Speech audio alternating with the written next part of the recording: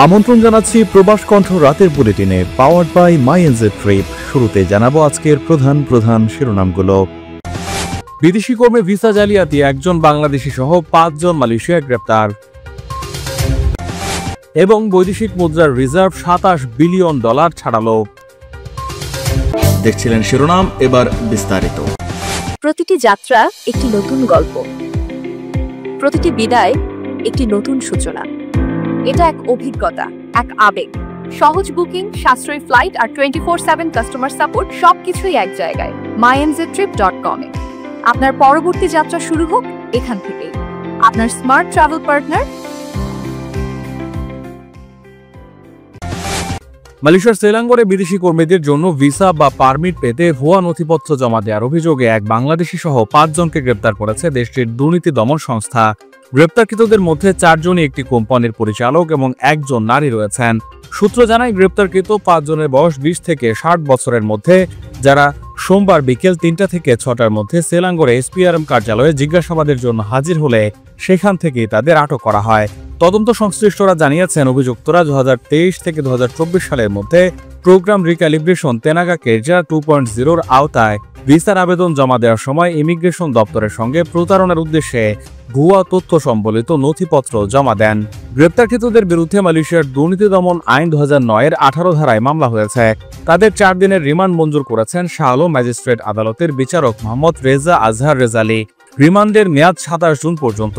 এ বিষয়ে সেলাঙ্গর দুর্নীতি দমন সংস্থার পরিচালক হাইরুজাম মোহাম্মদ হামিম গ্রেপ্তারের বিষয়টি নিশ্চিত করেছেন এবং তিনি আরও জানান, একই দিনে আরও 3 জনকে আটক করা হলেও স্বাস্থ্যগত কারণ দেখিয়ে তাদের ব্যক্তিগত 10,000 রিঙ্গিত জামিনে এবং 2 জন করে জামিনদারের মাধ্যমে ছেড়ে দেওয়া হয়েছে। এই ঘটনাটি মালয়েশিয়ার বিদেশি কর্মী ব্যবস্থাপনার অনিয়ম এবং দুর্নীতির বিরুদ্ধে চলমান অভিযানের একটি অংশ বলে মনে করা হচ্ছে। মালয়েশিয়ার সেলাঙ্গর রাজ্যে এক ঝাঁক কর্মী নিয়োগ দিচ্ছে প্রাণ। মোটরসাইকেল চালনায় পারদর্শী এবং থাকতে হবে বৈধ ভিসা। আবেদন করতে পারবেন অভিজ্ঞ এবং অনভিজ্ঞ উভয়ই। এখনই হোয়াটসঅ্যাপ করুন এই নম্বরে। আন্তর্জাতিক মুদ্রা তহবিল IMF এর 2 কিস্তির $130 কোটি ঋণ একসঙ্গে পেল বাংলাদেশ। চলমান $470 কোটি ঋণ কর্মসূচির আওতায় এটি তৃতীয় এবং চতুর্থ কিস্তির অর্থ।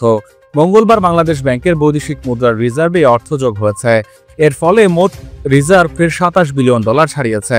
বাংলাদেশ ব্যাংকের নির্বাহী পরিচালক ও মুখপাত্র আরিফ হোসেন খান এই তথ্য নিশ্চিত করেছেন। তিনি জানান, মঙ্গলবার দিন শেষে বৈদেশিক মুদ্রার গ্রস রিজার্ভ দাঁড়িয়েছে $27.31 বিলিয়ন। আন্তর্জাতিক মুদ্রা তহবিল বা IMF এর হিসাব পদ্ধতি BPM-6 অনুযায়ী $22.25 বিলিয়ন। এর বাইরে ব্যয়যোগ্য রিজার্ভ এখন প্রায় $17 বিলিয়ন। মোট রিজার্ভ থেকে স্বল্পমেয়াদী দায় বিয়োগ করলে নিট বা প্রকৃত রিজার্ভের পরিমাণ পাওয়া যায়। তবে এর বাইরে বাংলাদেশ ব্যাংকের রিজার্ভের আরেকটি হিসাব রয়েছে, তা হলো ব্যয়যোগ্য রিজার্ভ। এই তথ্য আনুষ্ঠানিকভাবে প্রকাশ করে না কেন্দ্রীয় ব্যাংক। সেখানে IMF এর SDR খাতে থাকা ডলার, ব্যাংকগুলোর বৈদেশিক মুদ্রা ক্লিয়ারিং হিসেবে থাকা বৈদেশিক মুদ্রা এবং আকুর বিল বাদ দিয়ে ব্যবহারযোগ্য রিজার্ভ হিসাব করা হয়। সংশ্লিষ্ট সূত্রে জানা গেছে, সেই হিসেবে দেশের ব্যয়যোগ্য প্রকৃত রিজার্ভ এখন $17 বিলিয়ন ঘরে আছে। প্রতি মাসে $5.5 বিলিয়ন হিসেবে এই রিজার্ভ দিয়ে 3 মাসের বেশি আমদানি ব্যয় মেটানো যাবে।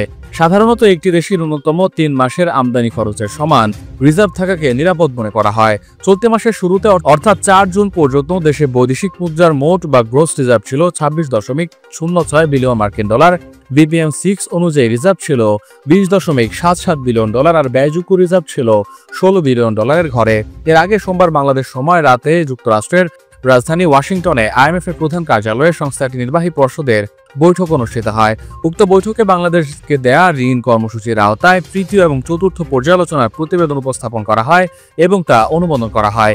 এদিকে বিগত আওয়ামী লীগ সরকারের সময় ব্যবহারযোগ্য রিজার্ভ $14 বিলিয়ন নিচে নামে। সে সময় বৈদেশিক ঋণ এবং বিভিন্ন বাণিজ্যিক ব্যাংকের কাছ থেকে ডলার কেনার মাধ্যমে রিজার্ভ বাড়ানো হয়। আগস্টে অন্তর্বর্তী সরকার দায়িত্ব নেওয়ার পর নতুন গভর্নর এসে বাংলাদেশ ব্যাংকের রিজার্ভ থেকে ডলার বিক্রি বন্ধ রেখেছে। আবার বিভিন্ন সোর্স থেকে ডলার জোগানোর চেষ্টা করছে, ফলে আস্তে আস্তে আবার রিজার্ভ বাড়তে শুরু করেছে।